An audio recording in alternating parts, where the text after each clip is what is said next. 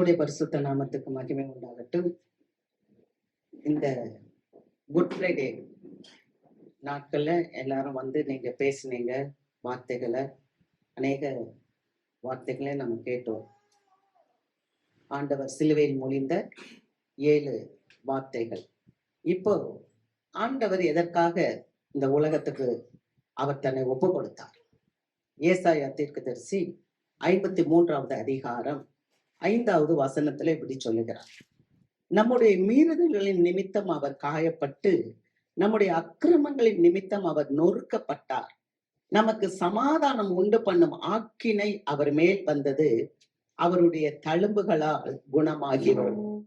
அல்லேலூயா. எதுக்காக ஆண்டவர் அடிக்கப்பட்டார்? எதுக்காக இப்ப நொறுக்கப்பட்டார்? எதற்காக இயேசு கிறிஸ்து ஒப்பு கொடுக்கப்பட்டார் அப்படின்னா, விசுவாச மக்களுடைய வாழ்க்கையில சமாதானத்தை கொண்டு வரும்படி அவர் அந்த ஆக்கினைக்கு ஒப்பு கொடுக்கப்பட்டார். மாத்திரமல்ல, அவருடைய காயப்பட்ட தழும்புகளால் நாம குணமாகிறோம். ஆமென். அப்ப ஆண்டவர் தன்னை ஒப்பு கொடுத்ததுக்கு, சிலுவையில் தன்னை அறைவதற்கு ஒப்பு கொடுக்கப்பட்டதற்கு ஒரு நோக்கம் என்னன்னா, நம்முடைய வாழ்க்கையிலே சமாதானத்தை கொண்டு வர வேண்டும். அல்லேலூயா. ஆண்டவராகிய இயேசு கிறிஸ்து அன்பானவர் என்று பார்க்கிறோம். அவர் அன்பானதுனாலதான் அவரையே நமக்காக ஒப்பு கொடுத்தார். ஆமென். நம்ம வாசிக்கிறோம் 1 யோவான் 3வது அதிகாரம் 16வது வசனம். 1 யோவான் 3:16. அவர் தம்முடைய ஜீவனை நமக்காக கொடுத்ததினாலே அன்பு இன்னதென்று அறிந்திருக்கிறோம். நாமும் கர்த்தருக்காக ஜீவனை கொடுக்க கடனாளிகளாக இருக்கிறோம். அல்லேலூயா. இப்ப கிளாடின் பேசுச்சு மன்னிப்பு. அல்லேலூயா. அப்ப மன்னிப்புன்னும் போது 7 தடவை இல்ல, 70 தடவை மன்னிங்க அப்படின்னு சொல்லி சொன்னது. அல்லேலூயா. ஆண்டவர் சொன்னார். அப்ப நாமளும் பிறரை மன்னிக்கிறதுக்கு, பிறரை நம்ம ஏற்றுக்கொள்வதற்கு கடனாளியா இருக்கிறோம். அல்லேலூயா. கிறிஸ்துவுக்கு நாம யாரா? நம்முடைய ஜீவனை கொடுக்க கடனாளியா இருக்கிறோமா? ஒருவேளை நம்மளுடைய ஜீவனை கொடுக்க கூட வேண்டாம், ஆனா நம்முடைய நேரத்தையாவது ஆண்டவருக்கு கொடுக்கலாம். அல்லேலூயா. நம்மளுடைய மனுஷர்களை ஒருவர் நம்ம அன்பு செலுத்தலாம். ஆமென். அல்லேலூயா. அதுதான் அங்க நம்ம வாசிக்கிறோம். யோவான் 15வது அதிகாரம், நான் அன்பா இருக்கிறது போல நீங்களும் ஒருவரில் ஒருவர் அன்பா இருங்கள். அப்ப இயேசு நம்ம மேல அன்பா இருக்கிறார். அப்ப நாமும் இயேசுவினிடத்தில் அன்பா இருக்கணும், ஒருவரில் ஒருவர் அன்பா இருக்கணும். அல்லேலூயா. உண்மையா? அல்லேலூயா. அப்ப முதல் பாட்டு மட்டும் இல்ல, முதல் பாட்டு மட்டும்னா இந்த 7 வார்த்தைகளை பேசிட்டு நம்ம போயிடலாம். ஆனால் இயேசு உண்மையாகவே இன்றைக்கும் உயிரோட இருக்கிறார். இயேசு இன்றைக்கும் நமக்கு அன்பு செலுத்துகிறார். அல்லேலூயா. ஆக நாமும் அவரிடத்தில் அன்பு செலுத்த கடனாளிகளாய் இருக்கிறோம். 2வது, இந்த அன்பு நமக்கு என்னத்தை கொண்டு வருது அப்படின்னு சொன்னா, பிழைக்கும்படி, நாம் பிழைக்கும்படி தேவன் தம்மை ஒப்பு கொடுத்தார். அல்லேலூயா. முதலாவது, அவர் அன்பாய் இருந்தார். அன்புனால அவர் நமக்கு ஜீவனை கொடுத்தார். 2வது, அவர் ஜீவனை கொடுத்தது எதற்கு? நாம் பிழைக்கும்படிக்கு. அல்லேலூயா. 1 யோவான் 4வது அதிகாரம் 9-10 வசனங்களை வாசிக்க. தம்முடைய ஒரே பேரான குமாரனாலே நாம் பிழைக்கும்படிக்கு தேவன் அவரை உலகத்திலே அனுப்பினதினால் தேவன் நம்மேல் வைத்த அன்பு வெளிப்பட்டது. நாம் தேவனிடத்தில் அன்பு கூர்ந்ததினால் அல்ல, அவர் நம்மிடத்தில் அன்பு கூர்ந்து நம்முடைய பாவங்களை நிவர்த்தி செய்கிற கிருபாதார பலியாக தம்முடைய குமாரனை அனுப்பினதுனாலேயே அன்பு உண்டாயிருக்கிறது. அல்லேலூயா. 2 காரியம். 1, பிதாவானவர் குமாரனை அனுப்பினார். ஆண்டவர் தம்மையே கிருபாதார பலியா இயேசு ஒப்பு கொடுத்தார். அல்லேலூயா. அப்ப இங்க பாக்குறோம், நாம் பிழைக்கும்படிக்கு இயேசுவை ஆண்டவர் இந்த உலகத்துல கொடுத்தார். அல்லேலூயா. அவருடைய மரணத்தினால நாம நமக்கு ஒரு பிழைப்பு கிடைச்சிச்சு. அப்ப அது மாத்திரமில்ல, அவர் சொல்றாரு, நீங்க அன்பு கூர்ந்ததுனால அல்ல, அவர் நம்மிடத்தில் முந்தி அன்பு கூர்ந்தார். என்னன்னா, நாம் பாவிகளா இருக்கும் போதே அவர் நம்ம மேல அன்பு கூர்ந்து, நம் பாவிகளா இருக்கும் போதே நமக்காக அவர் தம்மை ஒப்பு கொடுத்தார். அல்லேலூயா. அப்ப அவர் தான் முந்தி அன்பு கொண்டான். நல்லா யோசித்து பாருங்க. இந்த குட்டி பையன் இருக்கான். அந்த குட்டி பையன் இப்ப அவனுக்கு ஏதாவது தெரியுமா? தெரியாது. ஒரு 6 மாத குழந்தை. அது இப்ப இந்த இடத்துல அது யூரின் போய் உடம்பெல்லாம் ஆக்கிருச்சு. உடம்பெல்லாம் ஆக்கிருச்சு. மேல எல்லாம் உருண்டு பரண்டுருச்சு. அப்படி பரண்ட போது யாராவது அந்த குழந்தைய தூக்குவோமா? தூக்க மாட்டோம். ஏன்? ஏன்னா அது உடம்பெல்லாம் என்ன இருக்கு இல்லையா? யூரின் இருக்குன்னு சொல்லுவோம். இல்ல அதை விட வேற கூட இருக்கலாம் இல்லையா? அவன் டாய்லெட்டே போய் அவன் உடம்பெல்லாம் பூசிட்டான். நம்மளால தூக்க முடியுமா? தூக்க மாட்டான். ஆனா அவங்க அம்மா தூக்குவாளா? தூக்க மாட்டாளா? நிச்சயமா தூக்குவா. அவங்க அம்மா அதை தூக்கி அதெல்லாம் கிளீன் பண்ணி அதெல்லாம் ட்ரெஸ் பண்ணி கொடுத்துட்டா வேணா நம்ம தூக்குவோம் இல்லையா? நீட்டாக்கி பவுடர் எல்லாம் போட்டா நம்ம தூக்குவோம். ஆனா அவங்க அம்மா என்ன பண்ணுவா? அசிங்கமா இருந்தாலும் அவ தூக்கி அதை கிளீன் பண்ண. அப்படித்தான் நாம முந்தி அவரிடத்துல அன்பு கூறல. நாம அந்த மாதிரி அசுத்தத்துல இருந்தோம். ஆனா தேவன் நம்ம இடத்துல அன்பு கூர்ந்து, அல்லேலூயா, இயேசுவானவர் நம்ம இடத்துல முந்தி அன்பு கூர்ந்து நம்மளுடைய அசுத்தங்களை எல்லாம் அவர் அவருடைய இரத்தத்தினாலே கழுவி, அல்லேலூயா, என் மேல இருக்கிற பாவ அழுக்கு, என் மேல இருக்கிற சாபம், என் மேல இருக்கிற அசிங்கமான காரியங்களை எல்லாம் அவருடைய இரத்தத்தினாலே கழுவும்படிக்கு அவர் என்னிடத்தில் முன்பு அன்பு கூர்ந்தார். அல்லேலூயா. நான் அன்பு கூறதை காட்டிலும் எனக்கு முன்னால அவர் அன்பு கூர்ந்தார். காரணம் என்னன்னா, நான் பிழைக்கும்படிக்கு. அல்லேலூயா. அந்த பாவத்திலே நான் மறித்து விடாமல் நான் பிழைக்கும்படிக்கு அவர் எனக்கு அன்பு கூர்ந்தார். மூன்றாவது பார்க்கிறோம், ஒரு கிருபாதார பலி. 1 யோவான் 2வது அதிகாரம் 2வது வசனம். நம்முடைய பாவங்களை நிவர்த்தி செய்கிற கிருபாதார பலி அவரே. நம்முடைய பாவங்களை மாத்திரமல்ல, சர்வலோகத்தின் பாவங்களையும் நிவர்த்தி செய்கிற பலியாய் இருக்கிறார். அப்ப ஆண்டவராகிய இயேசு கிறிஸ்து எதற்கு பலியானார்? அவர் எப்படி பலியானார்? கிருபாதார பலி. கிருபாதார பலினா என்ன? தகுதி இல்லாத எனக்கு அவரே பலியானார். நான் பாவி, நான் துரோகி, நான் இயேசுவை காட்டி கொடுத்தவள், நான் இயேசுவை சிலுவையில அறைய ஒப்பு கொடுத்தவள். ஆனாலும் இவளுக்காக ஆண்டவர் கிருபாதார பலியாய் வந்தார். அல்லேலூயா. அதாவது கிருபாதார பலினா என்னன்னா, இப்ப நல்லா கவனிங்க. ஒரு வக்கீல் நமக்காக வாதாடுறார். அப்படி வாதாடும் போது, இப்ப நான் ஒருத்தனை கொலை செஞ்சுட்டு போயிட்டேன். என்னுடைய வக்கீல் போய் எப்படி வாதாடுவாரு? இவங்க கொலை செஞ்சிட்டாங்க நான் சொல்லுவாரு, என்னுடைய கட்சிக்காரர் கொலை செய்யவில்லை, அப்படிதானே வாதாடுவாரு. ஆனா இயேசு கிறிஸ்து எப்படி வாதாடுறாரு? என் கட்சிக்காரர் கொலை செய்தார். அல்லேலூயா. உண்மையே சொல்ற. ஆமென். என் கட்சிக்காரர் நான் கொலை செஞ்சேன்றத இயேசு சொல்றார். என் கட்சிக்காரர் கொலை செய்தார். ஆனால் அவர் செய்த கொலைக்கு உரிய தண்டனையை அவருக்கு கொடுக்க வேணாம், நான் எனக்கு ஏற்றுக்கொள்கிறேன். அல்லேலூயா. அந்த தண்டனையை நான் ஏற்றுக்கொள்கிறேன், என் கட்சிக்காரரை விடுதலை செய்யுங்கள் என்று சொன்னார். இதுதான் கிருபாதார பலி. தகுதி இல்லாத எனக்கு ஆண்டவர் தகுதியாக கிருபையாக இறங்கி வந்தார். அல்லேலூயா. ஆக ஆண்டவர் எனக்கு விடுதலை கொடுத்தார். அவர் கிருபாதார பலியாக மாறினார். ரோமருக்கு எழுதின நிருபம் 3வது அதிகாரம் 23, 24 வசனங்களை வாசிக்கும் போது, எல்லாரும் பாவம் செய்து தேவ மகிமை அற்றவர்களாகி இலவசமாய் அவருடைய கிருபையினாலே இயேசு கிறிஸ்துவின் உள்ள மீட்பை கொண்டு நீதிமான்களாக்கப்படுகிறார்கள். அல்லேலூயா. அப்ப பவுல் சொல்றாரு, எல்லாரும் பாவம் செய்து தேவ மகிமை அற்ற போது ஆண்டவராகிய இயேசு கிறிஸ்து இந்த உலகத்துல தம்மை ஒப்பு கொடுத்ததினால் அவருடைய ரத்தத்தினாலே இலவசமாக அந்த மீட்பை கொண்டு நீதிமான்களாக்கப்பட்டார்கள். அல்லேலூயா. இப்ப பாவத்துல இருந்த நாம் பாவத்திலிருந்து விலகி நீதிமான்களாகி விட்டோம். இது எப்படி?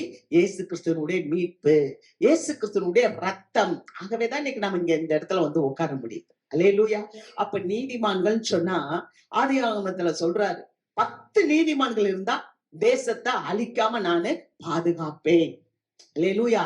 ஆகவே இந்த தேசத்தை காக்கும்படி பாவியாகிய என்னை தேவன் நீதிமானாய் மாற்றினார். இந்த தேசத்தை காக்கும்படி பாவியாகிய நம்மை தேவன் நீதிமானாக மாற்றி ஒரு சபையாக அவருக்கு முன்பாக நிறுத்தி இருக்கிறார். அல்லேலூயா. கர்த்தருக்கு மகிமை. அப்ப அவர் வந்ததனுடைய நோக்கம் என்ன அப்படின்னு சொன்னா, ஒண்ணு அது அன்பு, அன்பு, அன்பு. இரண்டாவது, அந்த அன்பினாலே நமக்கு ஒரு சமாதானம். அல்லேலூயா. நமக்கு சமாதானம் கொடுக்கும் ஆக்கினை அவர் மேல் வந்தது. கர்த்தருக்கு மகிமை. வாசிக்கலாம். யாராவது ஒருத்தர் வாசிங்க. ரோமர் 15வது அதிகாரம் 13வது வசனம். பரிசுத்த ஆவியின் பலத்தினாலே உங்களுக்கு நம்பிக்கை பெருகும்படிக்கு நம்பிக்கையின் தேவன் விசுவாசத்தினால் உண்டாகும் எல்லாவித சந்தோஷத்தினாலும் சமாதானத்தினாலும் உங்களை நிரப்புவாராக. அல்லேலூயா. பரிசுத்த ஆவியின் பலத்தினாலே உங்களுக்கு நம்பிக்கை பெருகும்படிக்கு. அப்ப இயேசுவானவரை எத்தனையோ ஆண்டுகளுக்கு முன்பாக சிலுவையிலே அறைந்தார்கள். ஆண்டவர் எத்தனையோ ஆண்டுகளுக்கு முன்பாக சிலுவையிலே தம்மை ஒப்பு கொடுத்தார். ஆமென். ஆனா இந்த நாட்களில, இப்ப நம்ம வாழ்கின்ற நாட்களில பரிசுத்த ஆவியானவர் நமக்கு ஒரு நம்பிக்கையை தந்திருக்கிறார். ஆமென். அவருடைய பலத்தினாலே நாம காக்கப்பட்டு வருகிறோம். அல்லேலூயா. எப்படி காக்கப்பட்டு வருகிறோம்? என் மீட்பர் எனக்காக ரத்தம் சிந்தினார். அவர் ரத்தத்தினாலே நான் சொஸ்தமடைந்திருக்கிறேன். அவருடைய ரத்தத்தினாலே நான் சுகமடைந்திருக்கிறேன். இந்த நல்ல ஆவி எனக்குள்ள பேச பேச அந்த நம்பிக்கையின் ஆவியினாலே எனக்கு என்ன வருதுன்னா, விசுவாசம் வருது. அந்த விசுவாசத்தினால சந்தோஷம், அந்த விசுவாசத்தினால எனக்கு சமாதானம். அல்லேலூயா. கர்த்தருக்கு மகிமை. அப்ப ஆண்டவர் இவ்வளவு பாடுகள் பட்டதுக்கு காரணமே நீங்களும் நானும் சந்தோஷமா இருக்கணும், சமாதானமா இருக்கணும். இருக்கிறோமா? அல்லேலூயா. அவர் நமக்கு சந்தோஷத்தையும் சமாதானத்தையும் கொடுக்க வந்தார். அல்லேலூயா. நல்ல கவனிங்க. நீங்க சொல்லலாம், எனக்கு சந்தோஷமே இல்ல அப்படின்னு சொல்லி. ஆனா ஒரு பிள்ளை ரட்சிக்கப்பட்டிருக்கனா, ஏசாமியினுடைய மரணத்தினால நான் ரட்சிக்கப்பட்டேன், ஏசாமியினுடைய ரத்தத்தினாலே நான் மீட்கப்பட்டேன் அப்படின்னு சொன்னா, விசுவாசிகளுக்கு பிரச்சனை வரும், வராம இருக்காது. எப்படி நீங்க சமுத்திரத்துக்கு போவீங்க? கடலுக்கு போனா கடல்ல அலை வந்துகிட்டே இருக்கும். அந்த அலை வரும்போது அங்க ஒரு பாறை இருக்குன்னு வச்சுக்கோங்களேன். அந்த பாறையில அந்த அலை மோதும் போது என்ன ஆகும்? அந்த அலை மோதி அப்படியே சிதறி போயிடும். அலை பாறையில மோதி சிதறி போயிடும். அது மாதிரி பிரச்சனைகள் விசுவாசிகள் வாழ்க்கையில வந்தா நம்ம மேல பட்டு பிரச்சனை சிதறி போயிரும். நாமும் அசையாத கல்லை போல இருப்போம். அல்லேலூயா. அதுதான் மீட்கப்பட்ட பிள்ளைக்கு கிடைக்கிற சந்தோஷம் என்ன? மீட்கப்பட்ட பிள்ளைக்கு கிடைக்கிற ஒரு சமாதானம் என்ன? அது எதை ஆண்டவர் நமக்கு கொடுத்து போனாருன்னா, அதுதான் ரட்சிப்பின் சந்தோஷம், அதுதான் விடுதலை. போராட்டம் வந்தாலும், கஷ்டங்கள் வந்தாலும், எப்படி ஒரு பாறையில அந்த அலைகள் மோதி சிதறி போகிறதோ, அது மாதிரி விசுவாச பிள்ளைகளுடைய வாழ்க்கையில வருகின்ற போராட்டங்கள், வேதனைகள் விசுவாச பிள்ளையை தாக்காது. அது மேல பட்டு அது சிதறி போகும். ஆனால் விசுவாசியோ நிலையான ஒரு பாறையை போல் உறுதியாய் இருப்பான். அல்லேலூயா.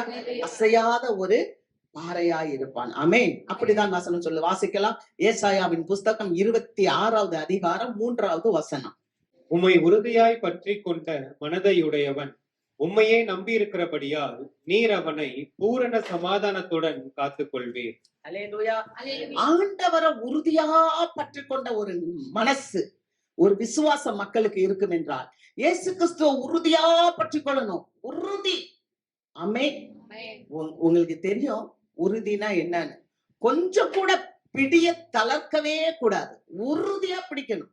அப்படி பிடிக்கிறவங்களுடைய இருதயத்துல ஆண்டவர் பூரண சமாதானத்தை தருவார்.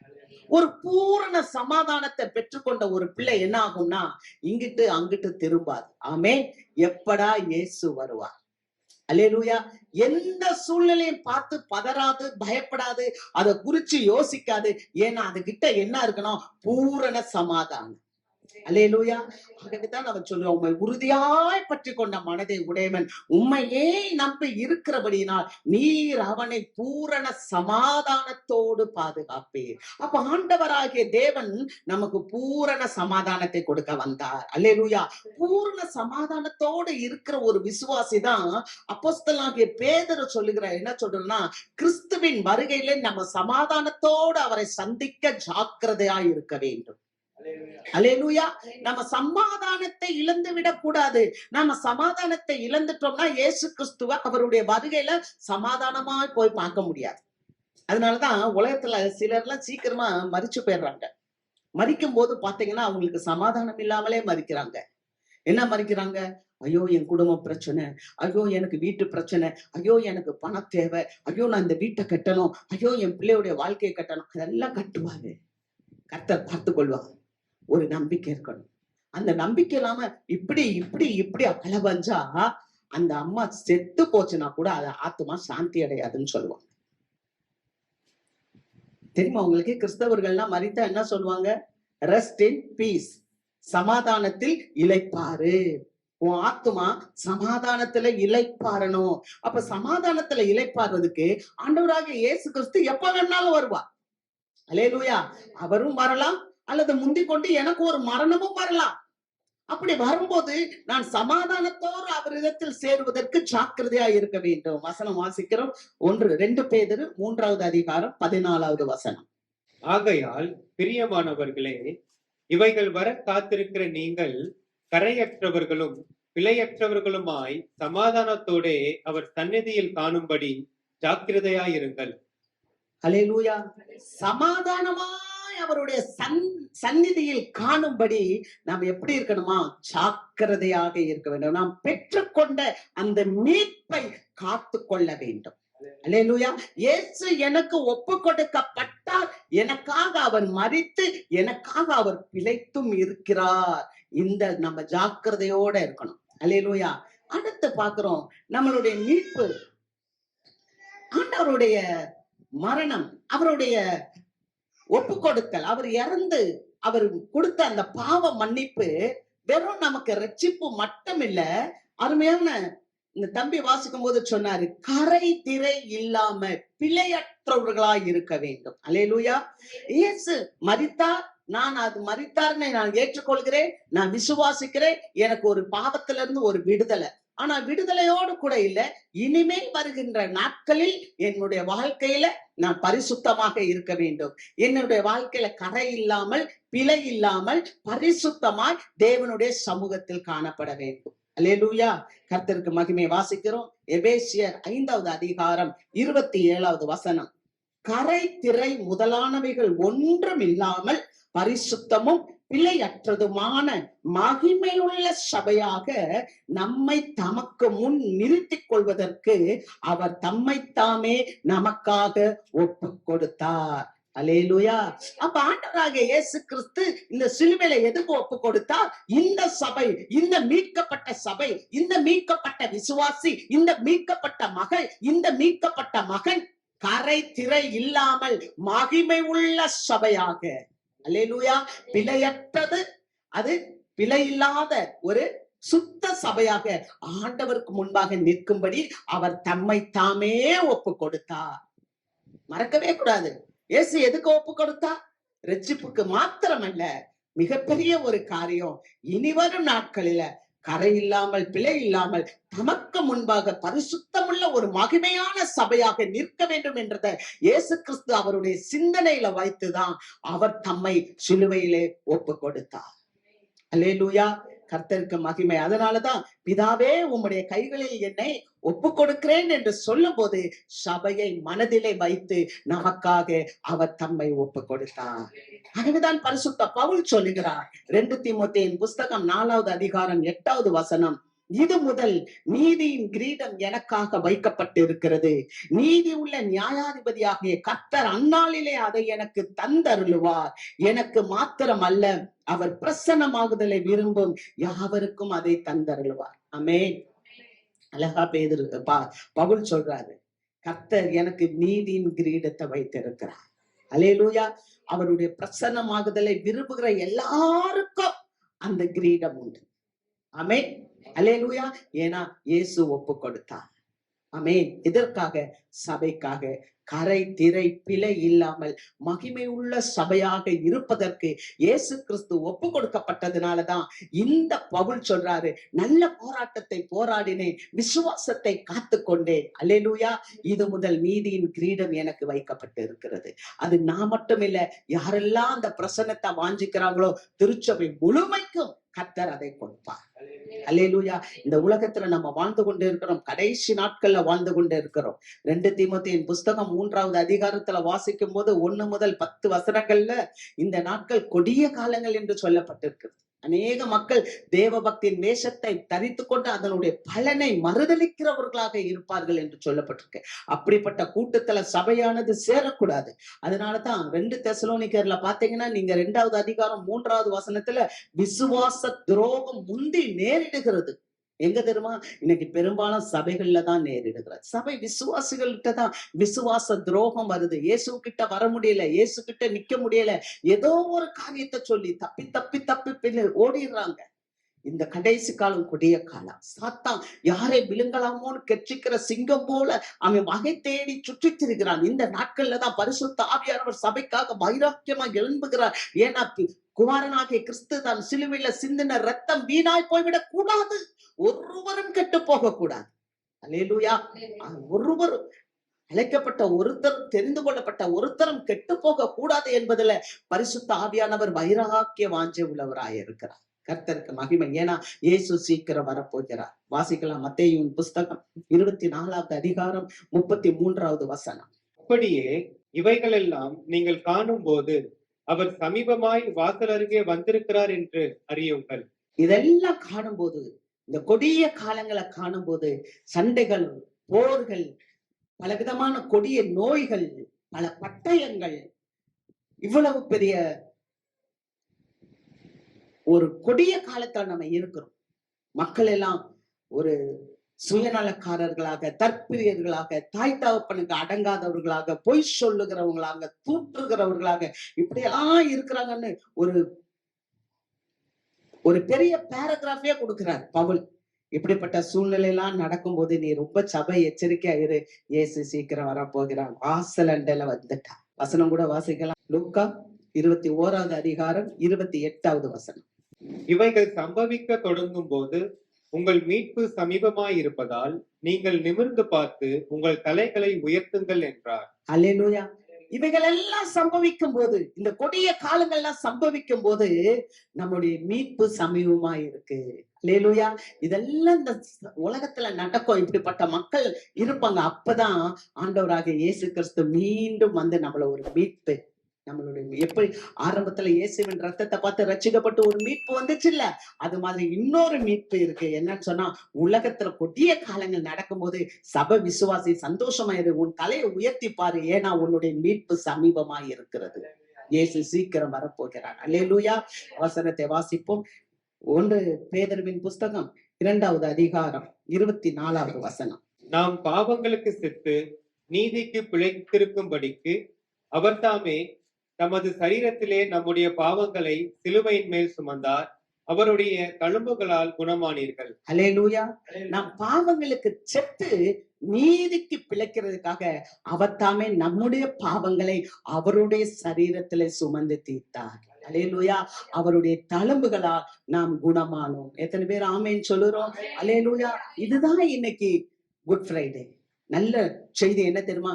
நான் பாவத்துக்கு செத்துட்டேன், நான் நீதிக்கு பிழைச்சிட்டேன். ஏன்னா எனக்காக அவர் தம்முடைய சரீரத்துல அவர் சுமந்து தீர்த்த ஆக்கினைகளை எல்லாம் சுமந்து தீர்த்தா, அந்த தழும்புகளால் நான் குணமாகி இருக்கிறேன். அல்லேலூயா. அடுத்து நிறைவாக இன்றைக்கு நம்ம நிற்கிற காரியம் என்னன்னு சொன்னா, எபிரேயர் புஸ்தகம் 9வது அதிகாரம் 28வது வசனம். எபிரேயர் 9:28.